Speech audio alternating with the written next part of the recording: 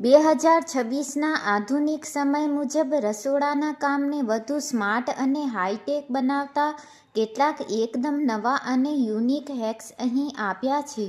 2026 smart kitchen hacks. Air fryer સફાઈનો shortcut. જો તમે એર ફ્રાયર વાપરો છો તો તેમાં રસોઈ કર્યા પછી થોડું પાણી અને લિક્વિડ સોપ નાખી 180 ડિગ્રી સેલ્સિયસ પર 3 મિનિટ ચલાવો.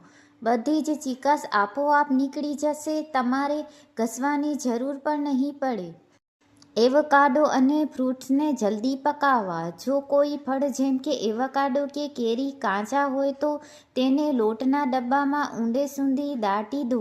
લોટમાંથી નીકળતો ઇથિલિન ગેસ તેને સામાન્ય કરતાં બમણી ઝડપે પકાવી દેશે. સ્ટીકી મસાલા બોક્સ. જો મસાલાના બોક્સ તેલ અને વરાળથી ચીકણા થઈ ગયા હોય તો તેના પર થોડું હેન્ડ સેનિટાઈઝર છાંટીને લૂછી નાખો. એલ્કોહોલ બેઝ હોવાથી તે સેકન્ડોમાં ચીકાશ દૂર કરશે અને ડબ્બા નવા જેવા ચમકશે.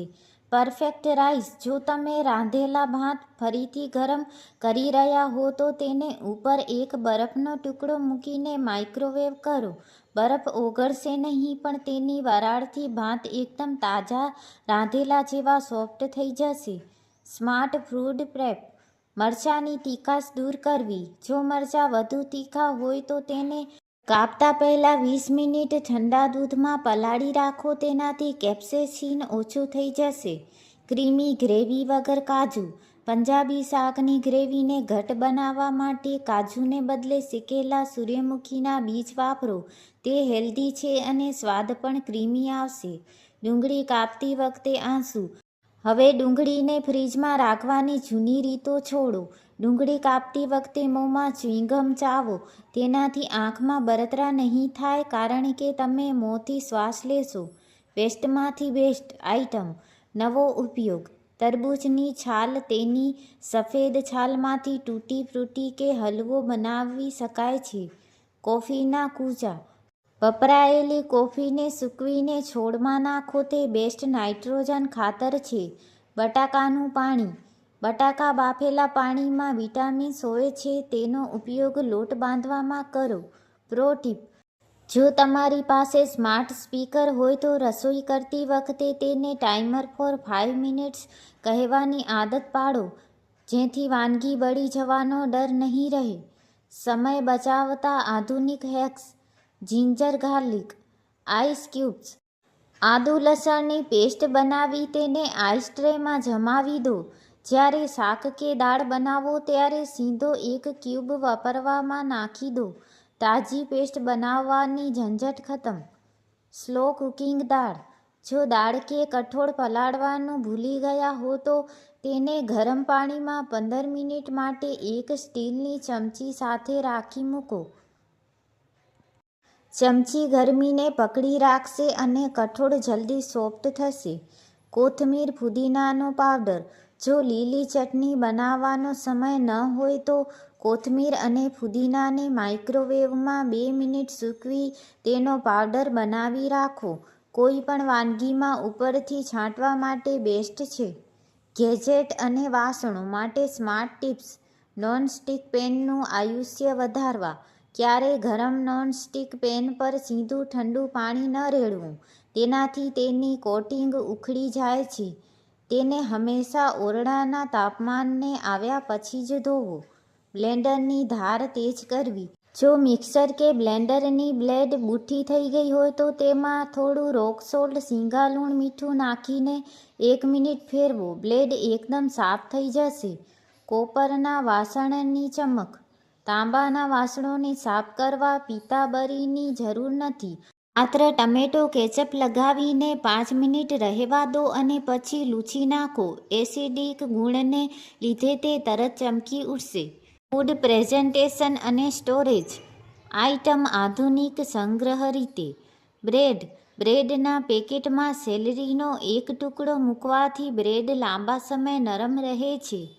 મધ. જો મધ જામી ગયું હોય તો તેને માઇક્રોવેવ કરવાને બદલે ગરમ પાણીના વાટકામાં મૂકો.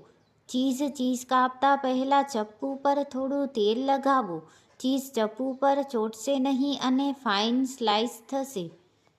Eco friendly cleaning. ચોપિંગ બોર્ડની સફાઈ.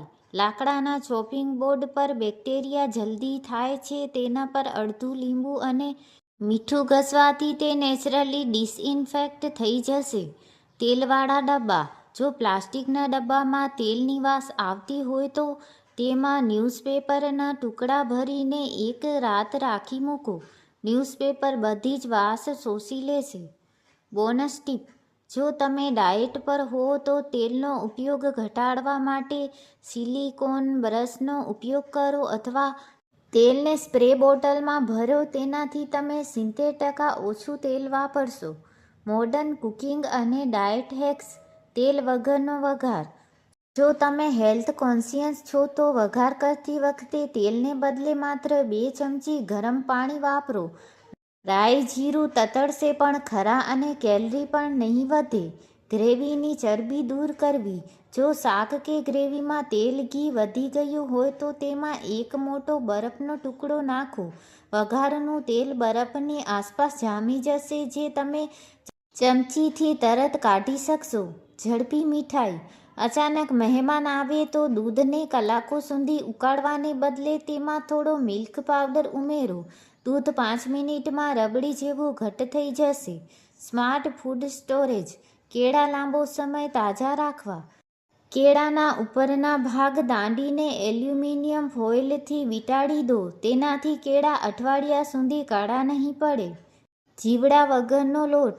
ચોમાસામાં લોટ કે કઠોળમાં જીવડા ન પડે તે માટે ડબ્બામાં 2-3 સૂકા તમાલપત્ર અથવા સૂકા મરચાં મૂકો. તેની ગંધથી જીવડા દૂર રહેશે. નરમ રોટલી લોટ.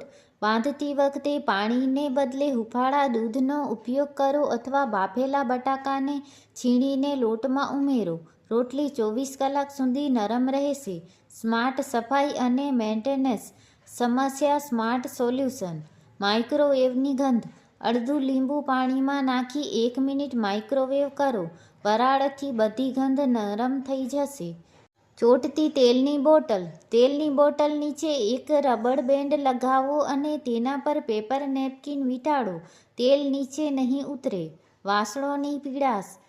હળદરના દાગા કાઢવા માટે તેના પર થોડું ટૂથપેસ્ટ ઘસો અને ધોઈ નાખો. દાગા ગાયબ થઈ જશે. Professional chef tips.